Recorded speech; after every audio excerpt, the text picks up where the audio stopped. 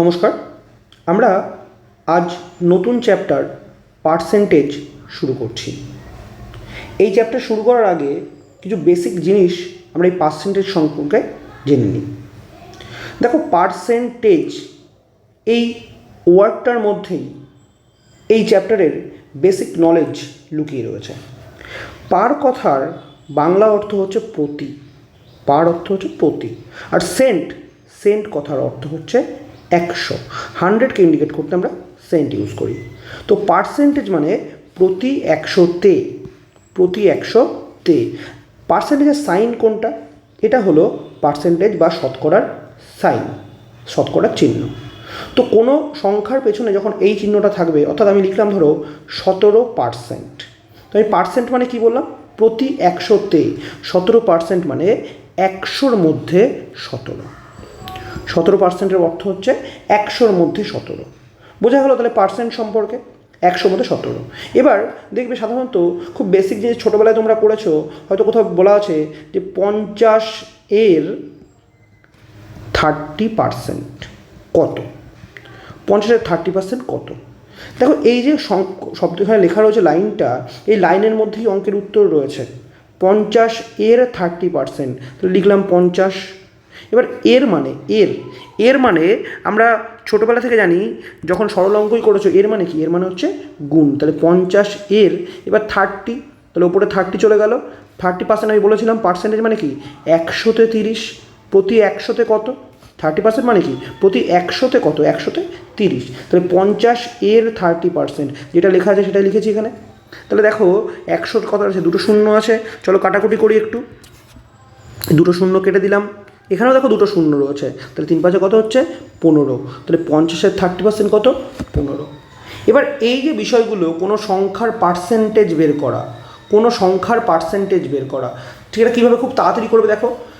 আমার দেখতে পাচ্ছি আমি 50-এর 30% যেটা, আমি দেখো তো এটাকে এভাবে লিখতে পারতাম, 50 গুণ 30/100।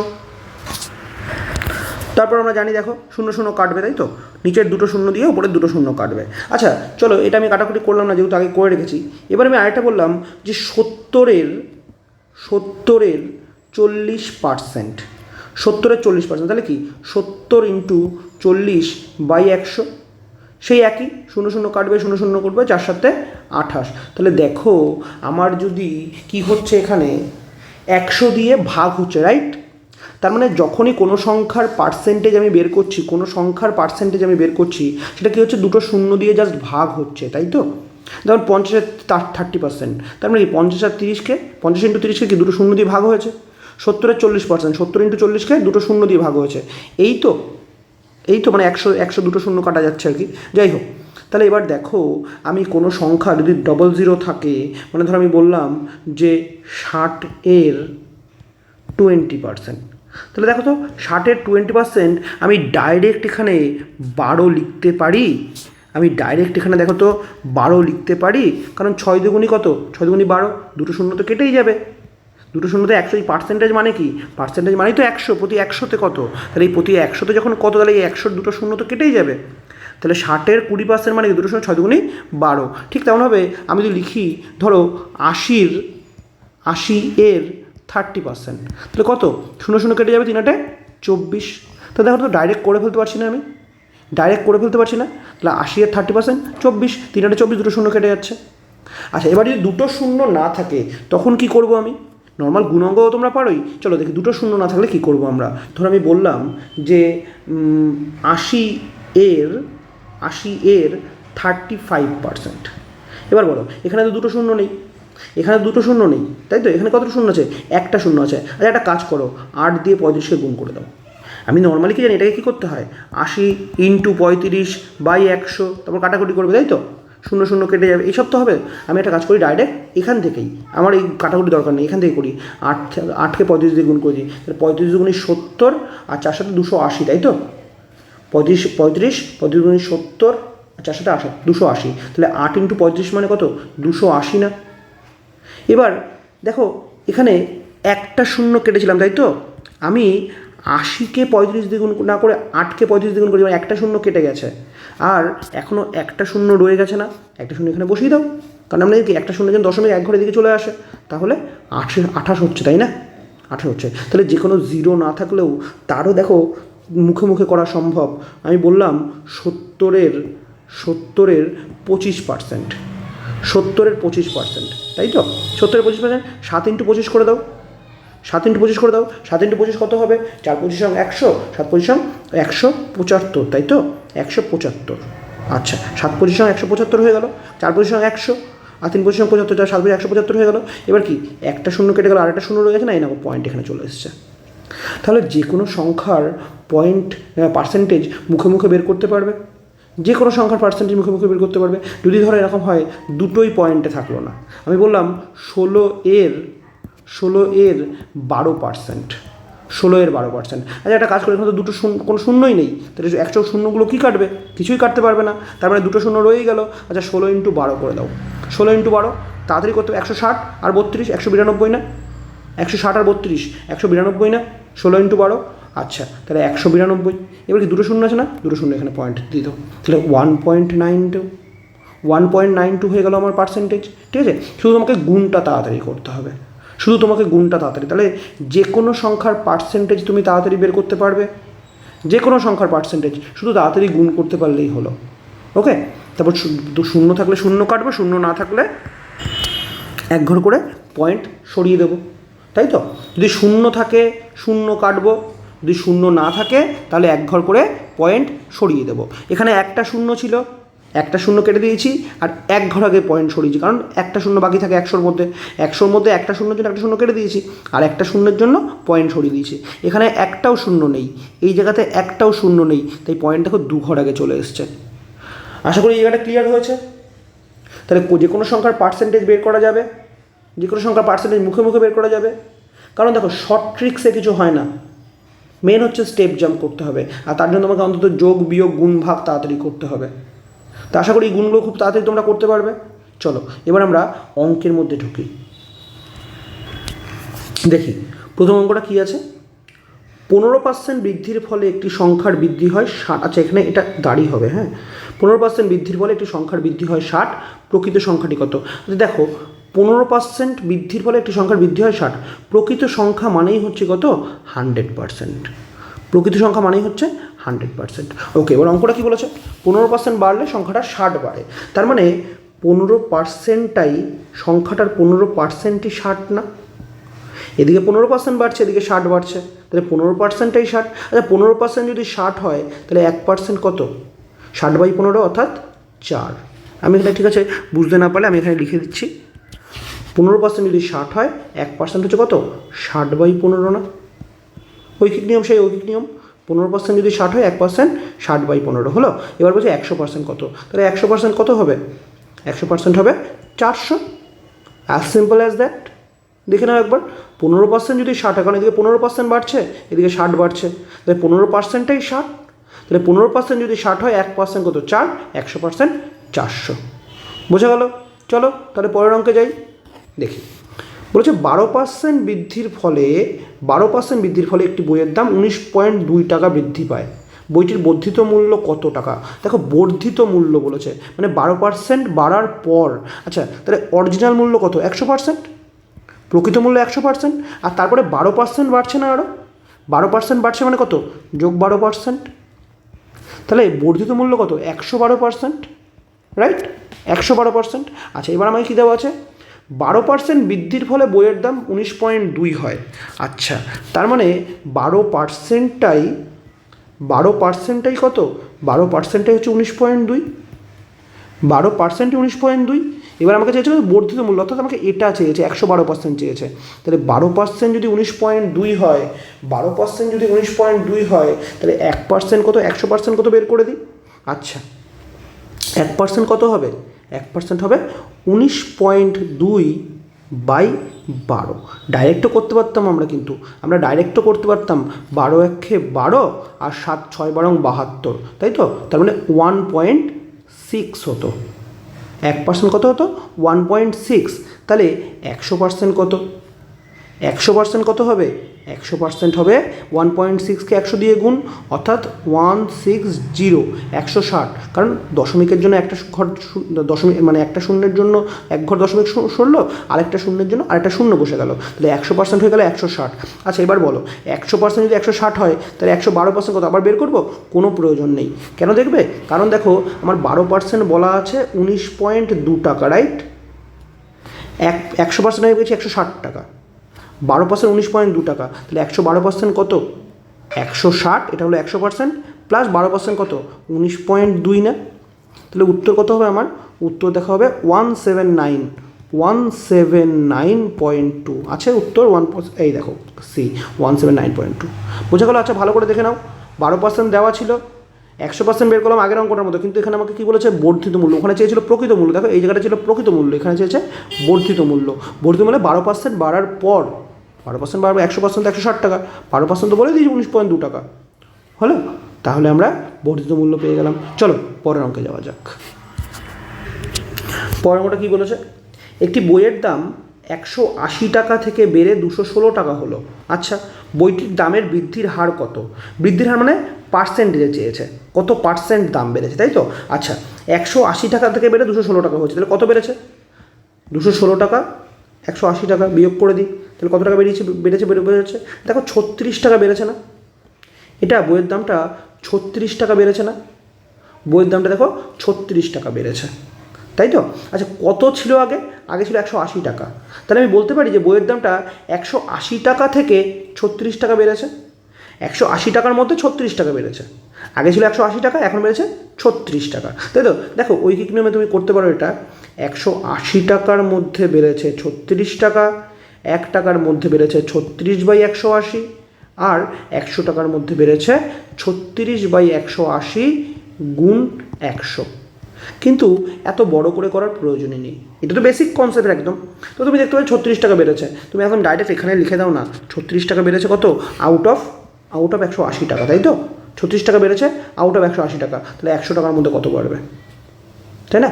100 টাকার মধ্যে কত বাড়বে? এবার দেখো কাটাকুটি করো তো, যেখানে খুশি কাটাকুটি করো, এবার দেখি কাটাকুটি করছি। আচ্ছা 36 180, 18 দিয়ে যায় 10 2, তাই তো? 10 দিয়ে 100 কাটো, কত হবে? 10 মানে 20% না? 20%। আচ্ছা এবার এটা তো এই নিয়মে গেল নর্মাল কাটাকুটি করে, এটা একটা শর্টকাটও বলে দিই আমি তোমাকে। ধরো আগে এটা কাটছি, হ্যাঁ, 18 10 2 2 দিয়ে এটাকে হলো 5, তার মানে 1/5 হচ্ছে না এটা?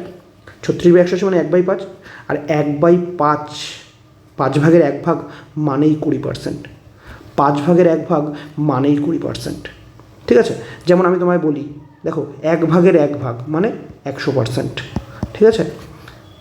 2 ভাগের 1 ভাগ মানে হচ্ছে 50%, 4 ভাগের 1 ভাগ মানে হচ্ছে গিয়ে 25%, ঠিক আছে? এবার এগুলো তোমাকে না মনে রাখতে হবে, কিছু না, সব দেখো 100কে ভাগ করছি, 100কে 2 দিয়ে ভাগ করছি 50, 100কে 4 দিয়ে ভাগ করছি 25, তারপরে 100কে 5 দিয়ে ভাগ করে দেখো 20%। এর একটা ছক তুমি মনে রাখতে পারো চাইলে।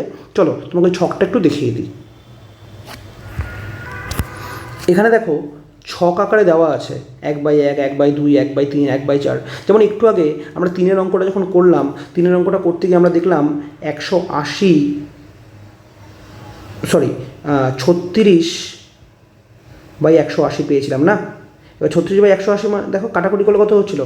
1/5, তাহলে 1/5 সমান সমান 20%। এটা যদি আমরা জানি, এটা যদি আমরা মনে রাখতে পারি, তাহলে আরামসে অঙ্কটা তাড়াতাড়ি দেখার সঙ্গে সঙ্গে উত্তর করে ফেলতে পারবো না? যদি 1/5 সমান সমান 20% জানতাম, তাহলে আমার 100 দিয়ে কাটাকুটি করার প্রয়োজন ছিল না। দেখো কিছুই না, দেখো 1/1, এক অংশ মানে 100%, রাইট? এক অংশ মানে সম্পূর্ণ, সেটা হচ্ছে 100%। 1/2 অর্থাৎ 2 ভাগের মধ্যে 1 ভাগ, অর্থাৎ 100%-এর হাফ কত? 50%, রাইট? 100%-এর 4 ভাগ, 1/4 মানে কি? 1/4 মানে কি? 100 ভাগের 4 ভাগ, তাই তো? তার মানে দেখো 25%। 5 ভাগ মানে 20%, এটা সাধারণত আমাদের মনে থাকে। 10 ভাগ মানে 10%, 20 ভাগ মানে 5%, তাই না? এগুলো আমরা সাধারণত খুব সহজেই জানি, এগুলো খুব আমরা খুব সহজেই তাড়াতাড়ি বের করতে পারবো, ঠিক আছে? চলো বাকিগুলো একটু আমরা দেখি এবং মুখস্থ করার চেষ্টা করি, মনে রাখার চেষ্টা করি, ঠিক আছে? ঠিক আছে, কিছুই না। 1/1 মানে 100%, 1/2 মানে 50%, 1/4 মানে 25%, তাই তো, 1/5 20%, এগুলো আমাদের জানি তো। ঠিক আছে, চলো, ঠিক তার 1/10 1/10 মানে 10%, দেখো হাফ হাফ করেই হচ্ছে। আচ্ছা, তাহলে 1/2 50%, 1/4 2-এর ডবল, তাহলে 50-এর হাফ, তাহলে 1/8 কত হবে? 1/8, 1/8 হবে দেখো 25-এর হাফ, তাই না? 1/2-এর হাফ হচ্ছে 1/4, তাহলে 1/4-এর হাফ হচ্ছে 1/8, কত হবে? 12.5% না? 12.5% হবে না 25-এর হাফ? 12.5%। আচ্ছা, এবার বলো 1/8 যদি 12.5 হয়, তাহলে 1/16 কত হবে? তার হাফ। 1/1 100%, 1/2 তার হাফ, 1/4 তার হাফ, 1/8 তার হাফ, তাহলে 1/16 কত হবে? 1/16 হবে 12.5-এর হাফ। 12.5-এর হাফ কত? দেখো 6.25 হবে না? 6.25%, এটা 1/16 হবে না?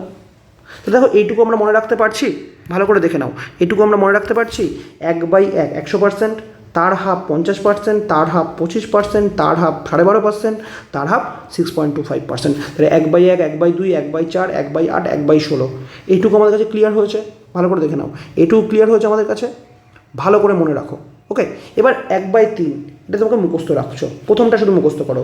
1/3, 1/3 মানে হচ্ছে 33.1 অথবা 33.33, 33.1% অথবা আমি এটাকে করতে পারি 33.33, 1/3 মানেই 33, 1/3 মানেই 0.33, কারণ আমি জানি এটা চলতেই থাকবে, কখনো শেষ হবে না, তো 33.33 আমি লিখে রাখলাম। তাহলে 1/3 মানে 100/3, 100 দিয়ে গুণ করা মানে কি 100/3, আর 100/3 করলে 33.1 বা 33.33 আসবে। ঠিক আছে, তাহলে 1/3 যদি 33.1 হয়, ঠিক আছে, তাহলে 1/6 কত হবে? এর হাফ না? 1/3-এর হাফ। আচ্ছা, তাহলে 33-এর হাফ কত? 16.5 হয়ে যাচ্ছে না 33-এর হাফ? তো এটা কাজ করবে, 33.1 আছে তো, এটা করে দাও হাফ, অর্থাৎ 16 পূর্ণ, এটা 1 আছে, এটাই করে দাও 2/3, ওটা 1/3 ছিল, এটা করে দিলাম আমি 2/3, তাহলে 33.1, এটা হলো 33.2/3। আচ্ছা, 16.2/3, 33-এর হাফ 16.2/3, 1/3 হয়ে গেল 2/3। ওকে, আচ্ছা, তাহলে এটা আমি পয়েন্ট একটু পরে লিখছি, আমি একবারে পুরোটা লিখে নিই, তারপর পয়েন্টটা লিখে নিচ্ছি। আচ্ছা, 33.1, এটা হয়ে গেল 16.2/3। আচ্ছা, এবার 1/6 যদি 16.2/3 হয়, তাহলে 1/12 কত হবে? 1/12 হবে 8, তাই তো, 16-এর হাফ হচ্ছে 8, 16-এর হাফ কত হচ্ছে 8, তাহলে এটা 1/3 হয়েছে, এটা 2/3, এটা হবে আবার 1/3, এটা কত হবে আবার 1/3, তাহলে বলতো 1/24 কত হবে? 1/24 হবে 4.2/3, কিছুই না, দেখো 1/3 6 3 6 12 24, এগুলো কী হচ্ছে? 1/3 2/3, 1/3 2/3। এবার বলো 1/3 যদি 0.33 হয়, 16 এখানে লিখে দিচ্ছি, 16.8 পয়েন্ট। ওকে, 1/3 যদি 33 হয়, তাহলে 2/3 কত? 6 না? 1/3 যদি 33 হয়, 2/3 6, 1/3 আবার 33, তাহলে দেখো এইটুকু ক্লিয়ার হলো। 1/3 1/6 আর 1/12, তাহলে আমরা এর আগে 1/1 1/2 1/4 1/8 1/16 পেয়েছি, তাই তো, মানে 1/1 1/2 1/4 1/8 1/16 এটা পেয়েছি। এবার 1/3 1/6 1/12 পেলাম, ভালো করে দেখে নাও। 1/3 কত? 33.1, 33.33, 1/3 মানে হচ্ছে 0.33, তাহলে 33.1 পেলাম। তারপরে তার হাফ 16 এবার 2/3, তার হাফ 8.1, এরপরে যদি হয় পাবো হচ্ছে 4.2/3, তারপর হবে 2.1, বুঝা গেল? এগুলো পরপর চলতে থাকবে। ওকে, তো দেখো এ কটা হয়ে গেল। এবার আর কি বাকি রয়েছে দেখে নিই একটু আমরা। দেখো আমাদের বাকি রয়েছে 1/7, তাই তো, 1/7 1/9। এবার আমরা একটা কাজ করি, একসঙ্গে 1/7 আর 1/14কে একসঙ্গে দেখি কত হবে। আচ্ছা, মনে রাখবে 7 আর 14 এরা পরস্পর হচ্ছে প্রেম করে, 7 আর 14 এরা পরস্পর প্রেমিক প্রেমিকা। তাই এরা কি করে, 7 বলছে আমি এনিহাউ 14 হব, 7-এর মান হচ্ছে 14.2/7%, 14.2/7। দেখো 14 তো রয়েছেই, তার সঙ্গে 2 আর 7 উপরে নিচে গুণ করে কত হচ্ছে? 14 হচ্ছে না? তাহলে 7 বলছে আমি এনিহাউ 14 হব, আর 14 বলছে আমি এনিহাউ 7 হব, তাই তো। 7 বলছে 14 হব, 14 বলছে 7 হব। ক্লিয়ার? তাহলে একের 7, 7/1, সরি 1/7, 1/7 মান কত হবে 14 × 2/7। এনিহাও 14, দেখো ওপর নিচে গুণ করে 14, সাইডে 14, 1/14কে দেখো এনিহাও কী হচ্ছে 7 হচ্ছে। তাহলে মনে রাখবে 1/7 আর 14 কী করছে একে অপরের প্রেমিক প্রেমিকা। এরা বলছে আমরা এনিহাও 7 বলছে এনিহাও আমি 14 হব, 14 বলছে আমি এনিহাও 7 হব। ঠিক আছে, তাহলে 1/7 মানে হচ্ছে 14 × 2/7%, আর 1/14 মানে 7/1/7%। ঠিক আছে, এবার একটু এদের পয়েন্টটা দেখি। 14 পয়েন্ট হয়ে যাবে 14 ডবল কত 28, আর এটা হয়ে যাবে 7 পয়েন্ট 7-এর ডবল কত 14, অ্যাপ্রক্স ভ্যালু আর কি। তাহলে 14.28 আর 7.14, বোঝা গেল? 7.14 14.28। 7 বলছে এনিহাও 14 হবো, 14 বলছে এনিহাও 7 হবো। এই ছকটা আমি বারবার বলছি, ছকটা যে করাচ্ছি এই ছকটা কিন্তু খুব সুন্দর করে মনে রাখবে, মুখস্থ তোমায় করতে হবে না। একটু ট্রিক্সগুলো মাথায় রাখো, যেগুলো বলছি আমি একটু ট্রিক্সগুলো মাথায় রাখো। দেখো কিচ্ছু মুখস্থ করার প্রয়োজন নেই। দেখো 100% তুমি জানো, 50% জানো, 25% জানো, 20% জানো। এবার কি 25-এর হাফ 12.5, 1/4 হচ্ছে 25% হলো 1/8 কত হবে 12.5, তাই তো? 1/16 কত হবে? তাহলে 12.5-এর হাফ 6.25, বুঝতে পারো? ঠিক তেমন হবে 1/3 যদি 33.1/3 হয়, তাহলে 1/6 হবে তার হাফ 16.2/3, তার হাফ 8.1/3, তাহলে 1/3 2/3 1/3 2/3। ঠিক আছে, আর 1/3-এর মান যদি 0.33 হয় তাহলে 2/3 হচ্ছে 0.66। ঠিক আছে, বোঝা গেল? এটুকু ক্লিয়ার আমাদের কাছে। আর 7 আর 14 কী বললাম, একে অপরের সঙ্গে প্রেম করে। 7 বলছে এনিহাও 14 হবো, 14 বলছে এনিহাও 7 হবো। ঠিক আছে, এবার আমরা 1/9 আর 1/11 দেখব। দেখো এরা এই 7 আর 14 থেকে এক ধাপ এগিয়ে রয়েছে। এরা কী করেছে, পরস্পর বিয়ে করে নিয়েছে। এবার 9 আর 11-র মধ্যে কেউ একজন স্বামী কেউ একজন স্ত্রী, যাই হোক সেটা আমি ডিসাইড করতে পারিনি, তোমরা ডিসাইড করে নিও 9 আর 11-র মধ্যে কে স্বামী স্ত্রী। তো 9 বলছে আমি আমার স্বামী বা স্ত্রী তাকে সবসময় সামনে রাখবো, আর আমি পেছনে ঢাল হয়ে তাকে প্রোটেক্ট করব। তো 11 তাই বলছে আমি আমার স্বামী স্ত্রীকে সামনে রাখবো এবং আমি তাকে ঢাল হয়ে প্রোটেক্ট করব। ঠিক আছে, একটা মিউচুয়াল আন্ডারস্ট্যান্ডিং, একটা মিউচুয়াল পারস্পরিক সম্মানের জায়গা। আর যখনই একটা পারস্পরিক সম্মানের জায়গায় আসবে তখন তাদের মধ্যে বন্ডিং ভালো হতে বাধ্য, তারা একে অপরের মধ্যে বিলীন হয়ে যাবে। অর্থাৎ পয়েন্টে যখন যাচ্ছে দেখো আমরা কী হচ্ছে 11.11 অ্যাপ্রক্স, এটা হচ্ছে 9.09। দেখো একদম একে অপরের মধ্যে বিলীন হয়ে যাচ্ছে, তাই না? তাহলে আশা করি এগুলো মনে রাখতে খুব একটা চাপ হবে না, এই জন্য তোমায় গল্পগুলো বলছি। এর মধ্যে লজিক খুঁজতে যেও না। আমি যে গল্পগুলোই তোমায় বলছি, যাই বলছি, শুধু মনে রাখবে তোমাদেরকে বলছি একটা কারণে যাতে তোমরা ভ্যালুগুলো মনে রাখতে পারো। কারণ 1/1 1/2 1/3 4 5 6 8 10 20 16 এগুলো মনে রাখাটা খুব একটা চাপের বিষয় নয়।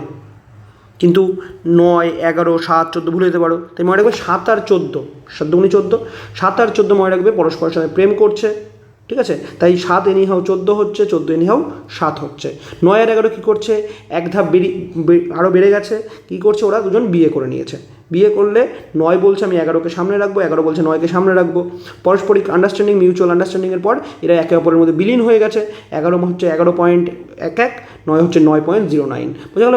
মানে 11 হচ্ছে 9 ভর্তি হয়ে গেছে, আর 9 হচ্ছে 11 হয়ে গেছে সম্পূর্ণভাবে। ঠিক আছে, বাকি যে নাম্বারগুলো আছে এখানে দেখো 1/13 1/15 1/17 1/18 1/19 এগুলো তোমাকে মুখস্থ রাখতে হবে, আর শোনো মুখস্থ করতে আমি খুব একটা পছন্দ করি না, অতএব মুখস্থ করার থেকে আমি কি করব, আমি মুখস্থ করার থেকে সেগুলোকে পরে ভাগ করে দেখে নেব, তাই তো? বাকিগুলো আমরা খুব সহজে মনে রাখতে পারি। আর 1/18টা চেষ্টা করবো মনে রাখার 5.55 অ্যাপ্রক্স। আমি বারবার বলছি এগুলো সব অ্যাপ্রক্স ভ্যালু 5.55। ঠিক আছে, 5.55। আশা করি এগুলো তোমাদের কাছে ক্লিয়ার হয়েছে। বাকি ভ্যালু যেগুলো আছে আমি তোমাকে এখন লিখে দিতেই পারি।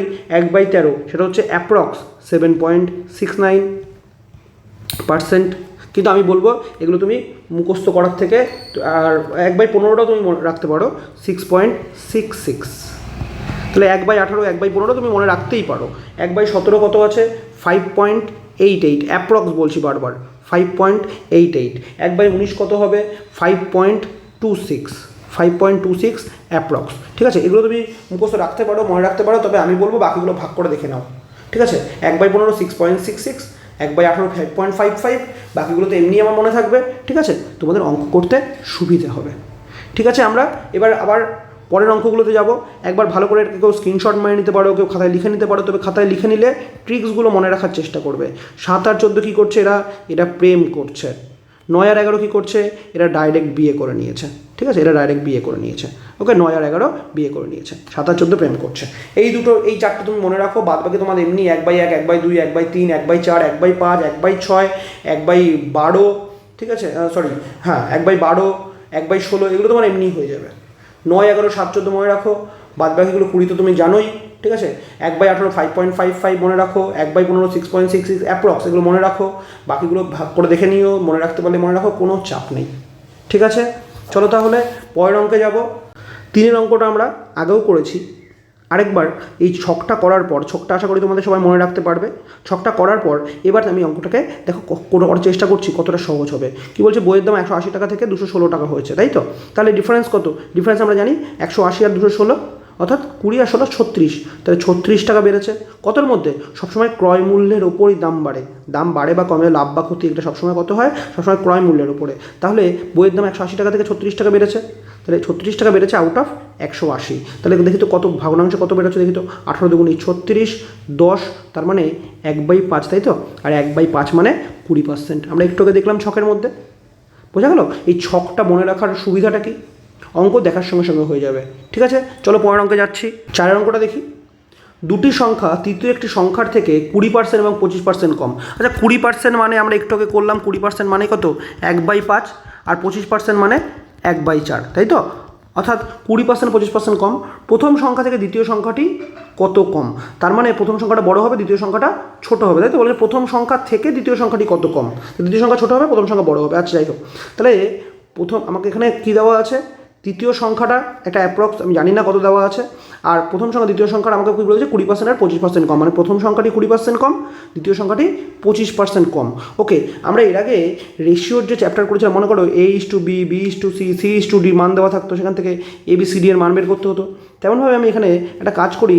দেখো, তৃতীয় সংখ্যার থেকে তো সব দুটোই কম, তাহলে তৃতীয় সংখ্যাটাই তো আমার কমন। তাহলে আমি একটা কাজ করি, এখানে লিখছি ফার্স্ট নাম্বার, মাঝখানে লিখছি থার্ড নাম্বার, তারপর লিখছি সেকেন্ড নাম্বার। থার্ড নাম্বার মাঝখানে কেন? কারণ দুদিকেই তো কমন, তাই না? এবার হচ্ছে প্রথম সংখ্যাটা কত কম? 20% কম, রাইট? প্রথম সংখ্যাটা 20% কম, মানে 5 ভাগের মধ্যে 1 ভাগ কম। মানে তৃতীয় সংখ্যাটা যদি 5 হয়, প্রথম সংখ্যাটা হচ্ছে 4, তাই না? তৃতীয় সংখ্যা যদি 5 হয়, প্রথম সংখ্যাটা 4, 5 ভাগের মধ্যে 1 ভাগ কম হলো। এবার দ্বিতীয় সংখ্যার ক্ষেত্রে কী বলেছে? 25% কম, আর 25% মানে 1/4। 25% মানে কত? 1/4। পরের লাইনে করি আমরা। দ্বিতীয় সংখ্যাটা 25% কম, তাহলে যদি 1/4 হয়, 4 ভাগের মধ্যে 1 ভাগ কম, তার মানে তৃতীয় সংখ্যাটা যদি 4 হয়, দ্বিতীয় সংখ্যাটা হবে 3। ক্লিয়ার হলো? ক্লিয়ার হলো? তাহলে দেখো তো এই সম্পর্কটা বুঝতে পারছো কি না? যে 20% 25% কম কীভাবে আমরা করলাম, 20% 25% কীভাবে করলাম আমরা, এটা বুঝতে পারছো? দেখে নাও একটু ভালো করে। আচ্ছা, এবার সেই যে রেশিওর চ্যাপ্টারে করেছিলাম A/B, B/C, ফাঁকা আছে, ফাঁকা জায়গায় বসিয়ে দেবো। এদিকে 5, এদিকে 4।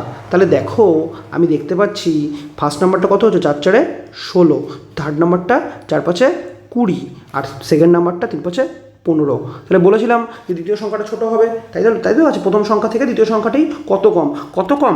1 কম না? ভালো করে দেখো, কত কম? 1 কম না? তাহলে 1 কম আউট অফ কত? 16-র মধ্যে। প্রথম সংখ্যা থেকে কত কম? তাহলে 16-র মধ্যে 1 কম, তাহলে 1/16। আচ্ছা, এবার 1/16 মানে কত পার্সেন্ট সেটা তোমরা জানো? মনে করো 1/1 100%, 1/2 50, 1/4 25, 1/8 12.5, 1/16 8 6 পূর্ণ 1/4 বা 6.25, তাই তো? তাহলে 6 পূর্ণ 1/4 হচ্ছে আমাদের অ্যান্সার। বুঝতে পেরেছো ছকটা বা বক্সটা কেন করলাম একটু আগে আমরা? বক্স করার উপকারিতা বুঝতে পারছো? চলো নেক্সট অঙ্কে যাই, ভালো করে এটা দেখে নাও। তাহলে 1/16 ডাইরেক্ট আমরা করে ফেললাম, কিন্তু আমাকে আর 100 দিয়ে গুণ করতে হলো না। চলো নেক্সট অঙ্কে যাচ্ছি। চলো 5 অঙ্কটা দেখি। বাস ও ট্রেনের ভাড়া ট্যাক্সি ভাড়া থেকে যতক্ষণে 50% আর 40% কম। এক অঙ্ক। আচ্ছা, 50% মানে কত জানি আমরা? 50% মানে 1/2, তাই তো? 1/2 মানে 50%, আর 40%, দেখো 40% তো আমরা ওই বক্সে পাইনি। আচ্ছা 40% পাইনি তো কি, 20% তো পেয়েছিলাম। 20% মানে কত, 1/5, আর 20% যদি 1/5 হয়, 40% হচ্ছে 2/5। ফলে তুমি ভাগ করে দেখে নিতে পারো। 40% মানে কত, 40/100। 40/100, 0 কেটে দাও, 2 দুগুণে 4, 5 দুগুণে 10, 2/5। এটাই আমি ডাইরেক্ট করলাম। 40% মানে 2/5, 20% 1/5, তাহলে 40% 2/5। যদি কারো কঠিন মনে হয়, এটাই মনে রাখতে না পারো, এত ফাস্ট এখনই করতে পারবে না, আস্তে আস্তে অঙ্ক করতে করতে করতে করতে এগুলো খুব তাড়াতাড়ি করে ফেলতে পারবে। ঠিক আছে, তো 20% মনে হচ্ছে বক্সে 20% একদম লাস্টে ছিল। 20% 1/5, 20% মানে 1/2, 1/20, 1/20 মানে 5%, 1/20 মানে 5%, তাহলে 1/5, 1/5 মানে 20%। ঠিক আছে, 1/20 মানে যদি 5% হয়, তাহলে 1/5 মানে 20%, তাই তো? তাহলে এবার কথা হচ্ছে 20% যদি 1/5 হয়, 40% কত, 2/5, এটা হয়ে গেল আমাদের। এবার বলছে ট্রেনের ভাড়া বাসের ভাড়া শতকরা কত, একদম সেম টু সেম অঙ্ক। তাহলে মাঝখানে আমাদের কে আছে এখানে, বলেছে বাস ও ট্রেনের ভাড়া ট্যাক্সি ভাড়া থেকে, ট্যাক্সি ভাড়া, ট্যাক্সিকে আমি মাঝখানে রাখবো। আচ্ছা আগে বাস, মাঝখানে ট্যাক্সি, ইংরেজিতে লিখতে তাড়াতাড়ি হতো, যাই হোক, মাঝখানে ট্যাক্সি, আমার বানান তোমরা দেখে নাও, বাস, মাঝখানে ট্যাক্সি, আর দিকে ট্রেন। ওকে, এবার কি বলেছে, বাসের ভাড়া ট্যাক্সি ভাড়া থেকে যখন 50%, তাহলে 50% কম, তার মানে 2-এর মধ্যে 1 কম, তার মানে ট্যাক্সি ভাড়া 2 হলে বাস ভাড়া 1, তাই তো? ট্যাক্সি ভাড়া 2 হলে বাস ভাড়া 1। পরেরটা কী বলেছে, ট্রেনের ভাড়া কত, 40%, 40% মানে 5-এর মধ্যে 2 কম, 5-এর মধ্যে 2 কম, তাহলে ট্যাক্সি ভাড়া 5 হলে ট্রেন ভাড়া কত, 3, 2 কম, 2 কম, তার মানে ট্রেন ভাড়া 3। বোঝা গেল, একদম আগের অঙ্কটার মতো। এবার সেই রেশিও কী করবো আমরা, এবার এখানে কিছু নেই, মানে ফাঁকা 2 আছে, এখানে 5, তাহলে বাস ভাড়া কত পাচ্ছি আমরা, বাস ভাড়া পাচ্ছি 5, ট্যাক্সি ভাড়া 10, আর ট্রেন ভাড়া 6। তাহলে দেখো ট্রেন ভাড়া বাস ভাড়ার থেকে শতাংশ কত বেশি, ভাড়া কত শতাংশ, ট্রেন ভাড়াটা বাস ভাড়ার কত শতাংশ। আচ্ছা বাস ভাড়ার কত শতাংশ, দেখো বাস ভাড়া কম আছে, কিন্তু বাস ভাড়ার কত শতাংশ, তাই না? বাস ভাড়ার কত শতাংশ, বাস ভাড়ার কত শতাংশ বেশি, 5 থেকে 6, 1 বেশি না, আউট অফ 5। কারণ কি বলেছে, আচ্ছা কারিটা চেঞ্জ করে নিই, কী বলেছে, বাস ভাড়ার, দেখো বাস ভাড়ার কত শতাংশ, তার মানে বাস ভাড়া নিচে থাকবে, যেখানে মুছে দিয়ে এটাকে 1 বেশি, আউট অফ কত, 5। বাস ভাড়া তো 5, 5-এর থেকে ট্রেন ভাড়া কত, 1 বেশি, তাহলে 5-এর থেকে 1 বেশি, 1/5 বেশি, মানে 20% বেশি না, 20% বেশি, তার মানে 120। কত শতাংশ, 120%। দেখো কত শতাংশ বেশি চাইনি তো, কত শতাংশ সেটা চেয়েছে, 20% বেশি, তাহলে 100%-এর থেকে 20% বেশি, তার মানে 120%। বোঝা গেল? ভালো করে অঙ্কটা দেখো, ভালো করে অঙ্কটা দেখো। এই ভিডিওতে আমরা এই পর্যন্তই অঙ্কটা করালাম, কারণ এই ভিডিওতে বেসিক কনসেপ্ট, অর্থাৎ পার্সেন্টেজের বেসিক কনসেপ্ট এবং তার সঙ্গে সঙ্গে ওই ছকটা, এই দুটোই ভীষণ ইম্পর্ট্যান্ট। ভালো করে দেখে নাও, বুঝতে না পারলে আবার দেখো, কোনো সমস্যা হলে দেখো। একদম আমি সবসময় বলি যে কোনো চ্যাপ্টারের বেসিক কনসেপ্টটা ভালো করে ক্লিয়ার করো, বেসিক কনসেপ্ট ক্লিয়ার করে তারপর অঙ্ক এমনি হয়ে যাবে। তাই 5টা অঙ্ক করালাম, তার সঙ্গে বেসিক কনসেপ্টটা ভালো করে দেখে নাও। ঠিক আছে, চলো দেখা হবে পরের ক্লাসে এই চ্যাপ্টারের অঙ্কগুলো নিয়ে।